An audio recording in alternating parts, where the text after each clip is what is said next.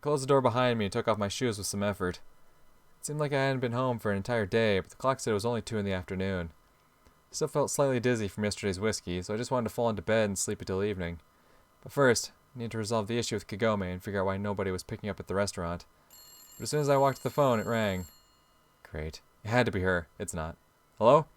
I said enthusiastically. Hi, Nick. Oh. Hi. Turned out to just be Ellie. Just Ellie. If Ghost could only hear me right now. Why so gloomy? No, everything's fine. You sure? I'd never guessed by your voice.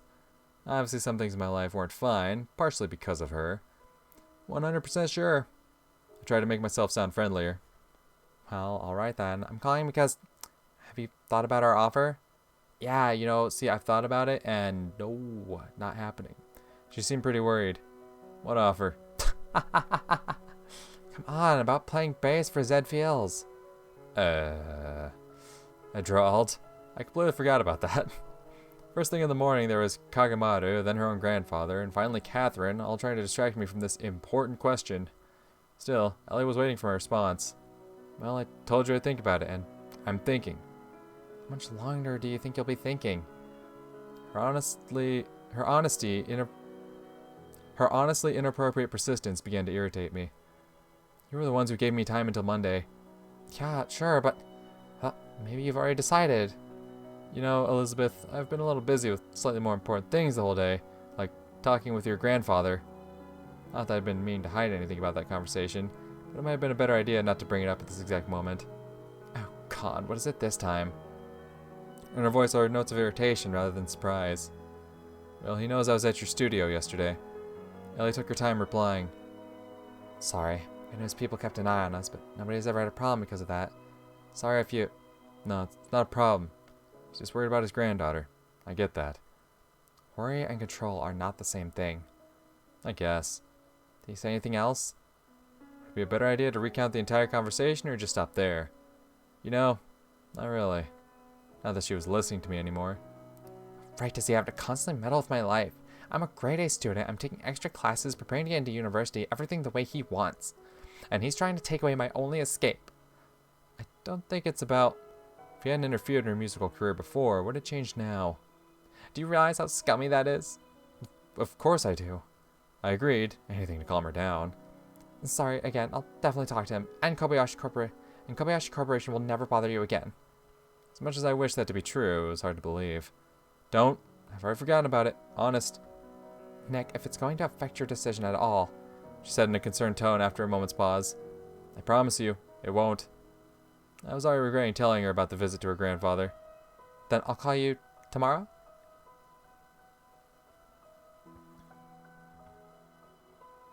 No need, I'll call you myself. Nope. Alright. I agreed. Just don't take too long. Without letting me say a word, she bid farewell. Talk to you later. A-type behavior, huh? Despite all the obvious contradictions, I'd always considered myself an active person, but Ellie's unrelenting energy would tire out anyone. Were there no other bass players in Tokyo? Anyone who'd played for more than a week would fit the role better than me. Or maybe it was about something else. Wink, wink, nudge, nudge. I walked to the kitchen, opened the fridge, stared inside for a while, then closed it and grabbed a pack of nuts from the shelf. That would do. Saturday TV couldn't kill my boredom. Historical documentaries, numerous weird shows and anime, all of it seemed disgustingly vulgar and pointless. Maybe I was trying to drown myself in audiovisual slop to get away from unpleasant thoughts. So Ellie, her grandfather, and his question about whether we were in a relationship. It seemed like just yesterday there had been only one girl in the entire world I wanted to be in a relationship with, and now even today's park benches and it left me almost indifferent. Maybe I'd need some sort of shake-up and new friends to start changing for the better.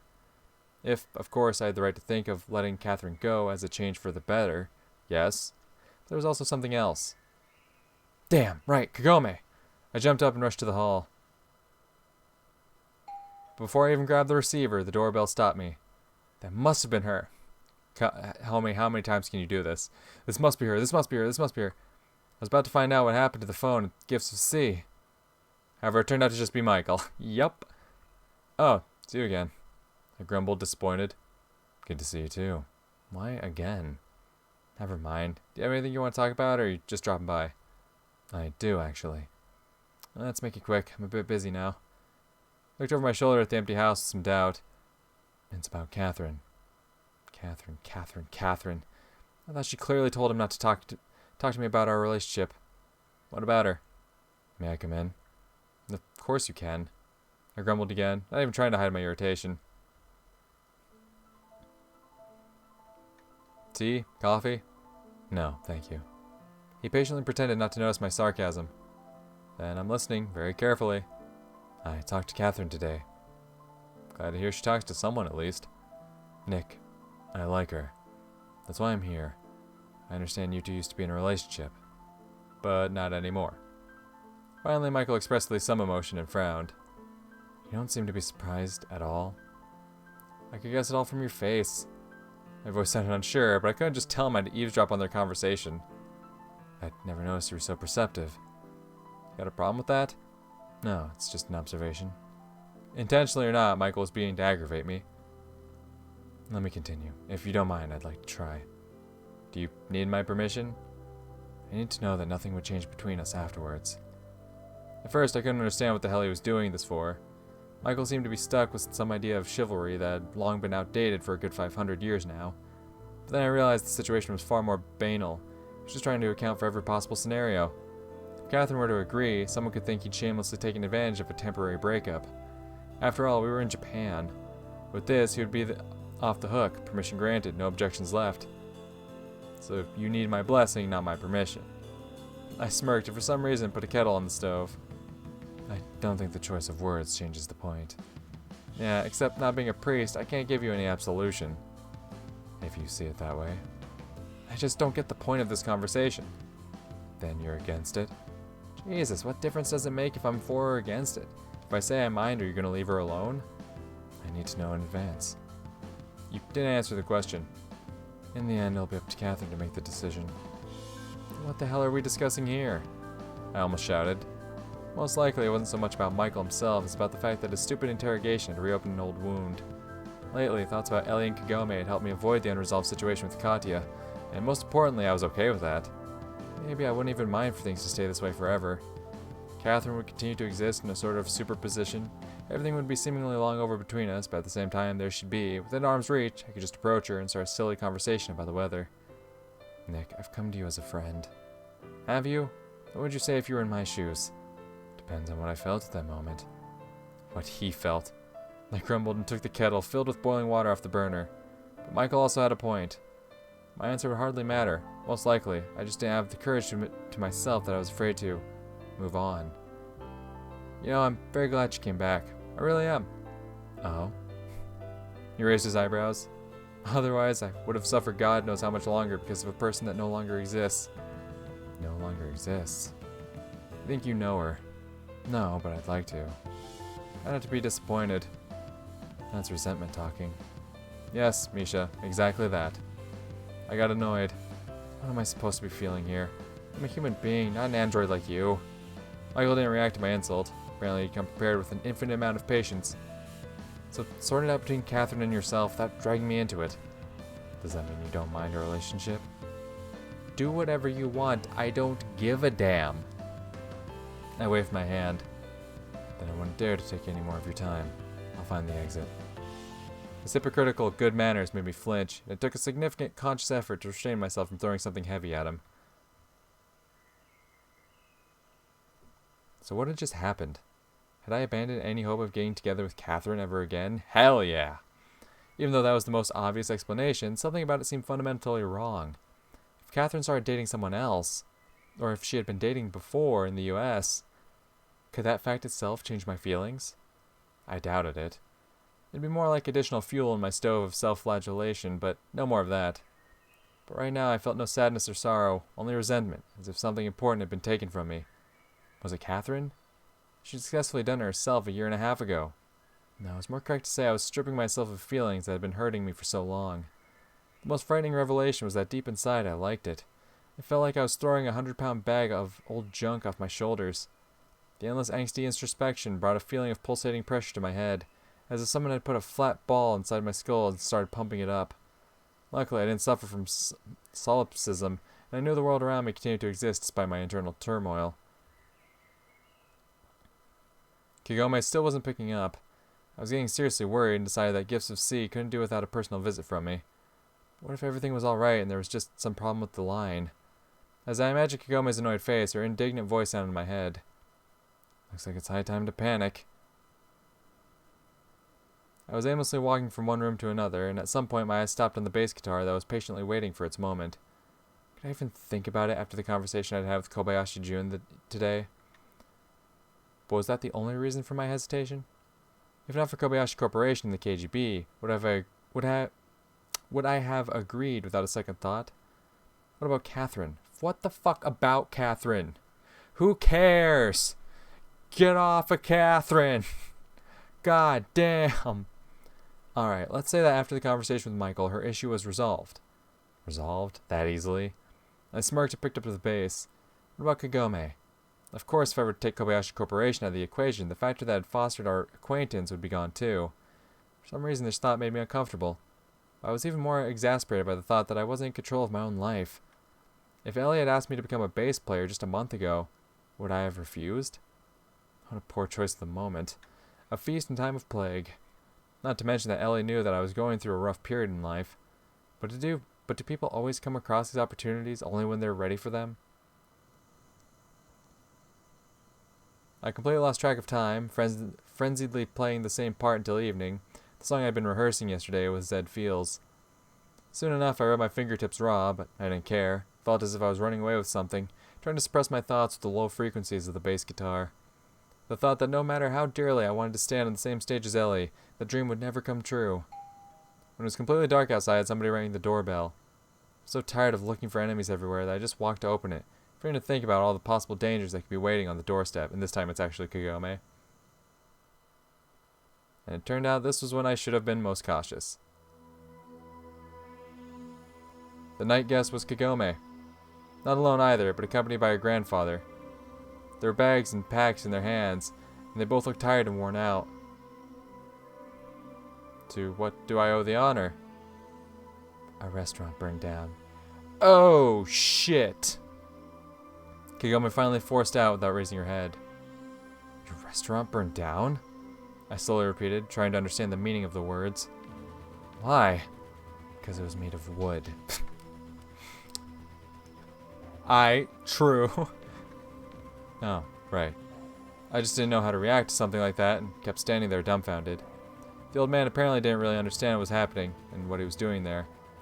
I'm very sorry, was it an accident? Will you let us in? Why? We've got nowhere else to go. In their hands, Kagome and her grandfather held the meager possessions they managed to save from the fire. I was starting to see what had happened. If I couldn't even figure out my own life, could I really afford to let victims of a fire stay at my place? Well, of course, come in. I couldn't chase them away in a situation like this either. They could at least spend the night, and we'd think of something in the morning. The old man sat at the kotatsu and immediately fell asleep, while Kagome sat at the kitchen table, tensely unpacking their belongings. I was walking back and forth, not knowing what to do. What happened? Are you going to tell me? Kawashima and Asakura came to me yesterday night. Oh, fuck. So I was wrong after all. They hadn't decided to wait. And they just came in, poured petrol over your door? Of course not, she said angrily and put the bag aside. They came to confront me, but I kicked them out. They promised to take revenge. Then this morning we woke up smelling smoke. Are you sure that they're the ones who did it? Breaking windows and painting obscene characters is one thing. Setting houses on fire is another entirely. Are you asking if I have evidence? Kagome replied in a surprisingly calm voice. No, I don't. I'm sure that the police won't find anything either. And if they do, they'll just bury the case. I see. You see? You see what? Is that all you can say? What else could I possibly say? Naturally, I didn't enjoy the fact that her and her grandfather had come to my house without warning, were planning to stay here for an indefinite period of time, and she still managed to find something to complain about. In the end, I decided to be tactful and not to react to her words. At least today. Acted like a real knight in shining armor, did you? Protected me from bullying. Are you happy now? On the other hand, if you don't like it here, take responsibility. She got mad and even woke her grandfather up for a moment, although he just raised his head, looked around with sleepy eyes, and immediately fell asleep again. You and your problems are the last thing I need right now. What the fuck, dude? It's your fault. Sure it is. Who else would you have to blame? Except for yourself for not being able to keep your mouth shut. What the fuck do you mean not keeping her mouth shut? You were the one who fucking told her to say something, dick lips. Yeah, weren't you oh so convincingly telling me yesterday that I should be able to stand up for myself? And where did that get me? You shouldn't have gone that far. Who could have known that they were capable of something like that? She was right. Nobody did. Moreover, I wasn't even sure that arson was their doing. What would you have done in my place? Well, first I wouldn't have gone so far. Of course, it's my own fault for not managing to take a bunch of rich assholes down a peg. Nobody's blaming you, I responded, but my voice lacked confidence. Would I really be able to stand up for myself in her place? After all, Asakura and Kawashima had plenty of friends who could count on their silent approval of the entire school. Perhaps my only difference from Kagome was that I wasn't as well suited to the role of the victim. But if they had chosen me as a result of some twisted thought process, then I got that tugging feeling of guilt again, feeling that I had involuntarily brought an already unpleasant situation to its boiling point. Arguing in front of the entire school. Public humiliation of Asakura by Kagome. Could she forgive that? I guess not. Good thing everyone at least stayed alive. Fine, I agree, you're right. I shouldn't have approached things so hastily. Good. She scoffed, stood up, walked to the fridge, opened it, and winced. Now, if you don't mind, I'm going to make dinner. I was quite satisfied with Himitsu's cooking, although she wasn't cooking much these days, and I sure hadn't planned on getting a new chef. But I tried to find at least something positive about the situation. It's definitely delicious. Even the old man woke up for dinner.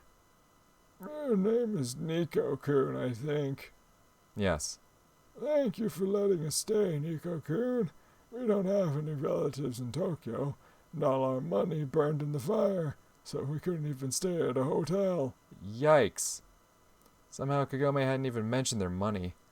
Was I supposed to pay for them too? I'm really sorry. My conscience prevented me from taking out my indignation on this nice, harmless old man. He, of all people, was blameless. I have a sister.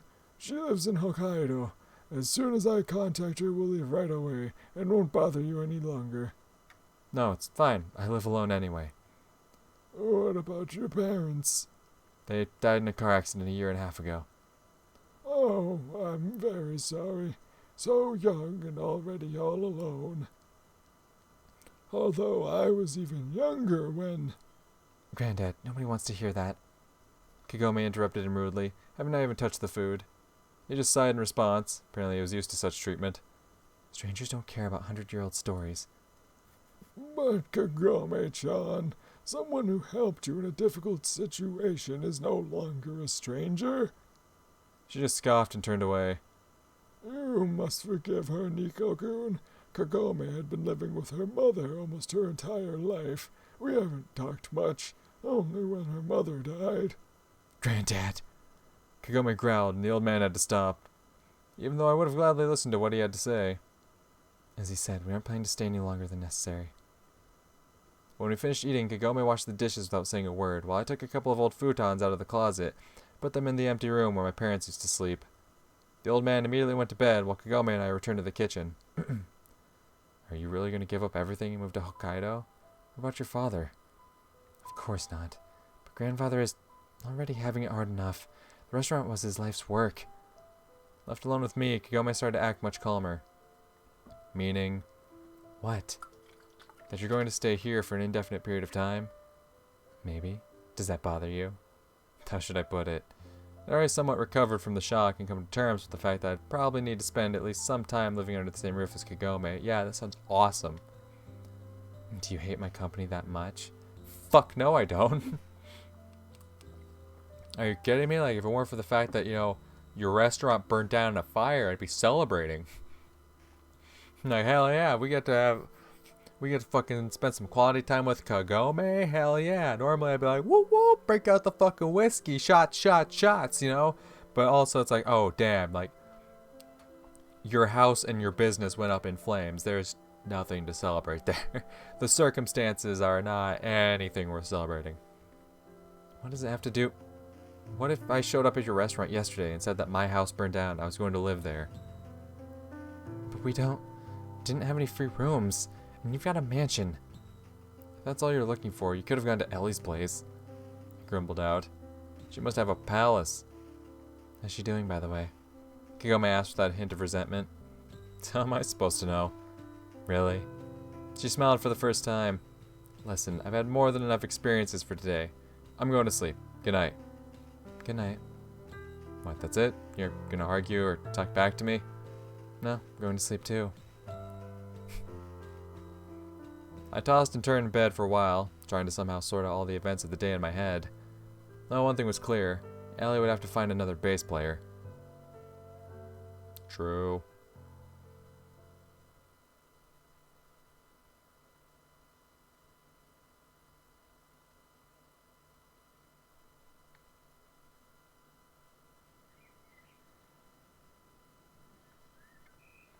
Sometimes when you wake up, you really want to finish watching a dream that had abruptly ended. Sometimes you just want to keep on sleeping because you don't feel rested enough. And on some occasions, you don't want to get up at all. I couldn't even remember the last time I woke up chipper and full of energy, jumped out of bed, and greeted the new day with a big smile. But today I opened my eyes and immediately felt as if there was a cloudy liquid spilling from one side of my head to the other each time I moved it. The memories didn't come back right away. Viscous, like tar, they brought back the events of yesterday I had successfully forgotten overnight. I just wanted to turn to the other side and fall asleep again, but that's when new sounds from the kitchen entered my consciousness. With some effort I managed to get up, put some clothes on, opened the door slightly, stuck my head out. Kagome was cooking breakfast with a smile on her face I'd never seen before, the serene smile of a person doing what they love. Good morning. I walked into the kitchen, wiping my eyes and smoothing my messy hair. Good morning. Kagome turned to me, still smiling for a moment, but then turned serious, preparing to discuss important matters. Won't your grandfather be having breakfast with us? He went to the police station early in the morning. Ah, I see. After waking up, I usually need some time to come to my senses, so right now I had absolutely no idea what to talk about, especially with someone I didn't know that well. Alright then. And I walked away to freshen up. There was a new towel drying in the bathroom, as well as a new tube of toothpaste and 2 toothbrushes on the shelf next to the mirror. In principle, there was nothing wrong with that, but I was a little alarmed by Kagome's arrogance. When I returned to the kitchen, the breakfast was already on the table. Have a good meal. I sat across from Kagome and without saying a word put a solid portion of rice in my bowl. It seemed that my new roommate didn't like to talk while eating either. But breakfast turned out to be exceptionally tasty, and I couldn't help but remark on that. You must want to become a chef? What makes you think that? She asked without even looking at me. Well, you're really good at it, so I thought. Many people cook well. The economy doesn't need that many chefs. Are you into economics? You could say that. So you want to be an economist? Economist? What is I'm planning to enroll in the economics department at Todai. She responded calmly, as if talking about her plans for the evening. Todai? I was surprised. Yes, why? You could imagine Ellie or Michael at Todai, maybe Kyosuke. Nothing, I guess. I just never thought about Todai. Must be difficult to get in there. You just need to pass the exams. Just. I smirked, but realized that Kagome was more or less right. After all, those exams were meant to be a way to find the best of the best, but not an insurmountable barrier. Alright, sorry. It's just for me that Todai is something like... I can see that. Kagome smirked and looked me in the eye for the first time. What's that supposed to mean? Only that you have a clear understanding of your own abilities. Kagome's words sounded offensive, but there was nothing to latch onto. She was just stating a fact. Fine. Now tell me, what are you going to do next? Next? About your restaurant, about Kawashima and Asakura, about your father. She shrugged and started picking at the last grains of rice with her chopsticks.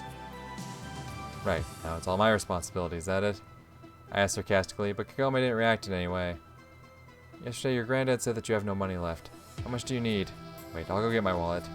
I jumped up from the chair and really was about to go get her some money. Nico-san, calm down, she said coldly. There's no point in running around now. Yeah? Is there a point doing anything now? I still returned to the table. Today is Sunday. What do you usually do on Sundays? Me? Nothing. She suddenly smiled, stood up, and started collecting the dishes. Then you won't have to come up with anything. I was watching Kagome wash dishes and attempting to fully grasp the comedy of the situation. Only in Kyosuke's manga does the protagonist get a girl out of the blue that has nowhere to go, and they start living together. Her grandfather was the only thing that didn't fit into the otherwise perfect setup, but he could simply be playing a role I didn't understand yet. If I were to keep following the manga logic, there would have to be there would have to begin a fierce competition for my heart between Kagome, Himitsu, Catherine, and I guess Ellie to bring the number of heroines to 4. Why is the game getting all meta all of a sudden? Not that I found such a turn of events particularly enticing. It takes a lot to run a harem, and I could barely handle my own life. In a way, living with Kagome was convenient. At least I don't have to worry about cooking anymore. About cooking. On the other hand, I had to worry about explaining all this to Himitsu. Nico-san. I seem to have lost myself to daydreaming. Nico-san, where's the dish soap? Dish soap. I slowly repeated as if trying to grasp the meaning of a difficult foreign word. I don't have any. There's regular soap over there. You don't? What do you mean you don't? Why would I? I smiled simple-mindedly. I see. Kagome frowned and turned to the sink. Well, we are in a restaurant. There aren't many dishes. Normal soap is good enough. It still leaves fat on the plates. Fine, got it. I'll buy some dish soap. I said and thought, a day gone, she was already giving me orders in my own house. Then you shall buy new sponges. These aren't any good at all. She raised a sponge that seemed perfectly fine to me. Anything else? I asked in a demonstratively polite voice. Yes, actually. Kagome started to reply, but caught herself. I must be imposing where I shouldn't. Though she didn't look too apologetic. It's not hard or anything. He kept playing the role of the generous host. I can still wash the dishes like this, of course. Forgive me, Nico-san. And then for whatever reason, I felt guilty. I was gonna drop by a household store anyway. Great to hear. She smiled and turned off the tap. And then the doorbell rang. I was sort of happy for it, having interrupted this uncomfortable conversation.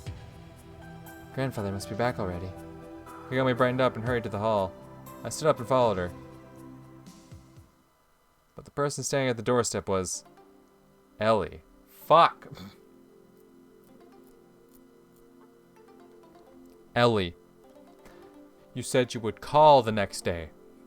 You said you would call the next day. You said you would call.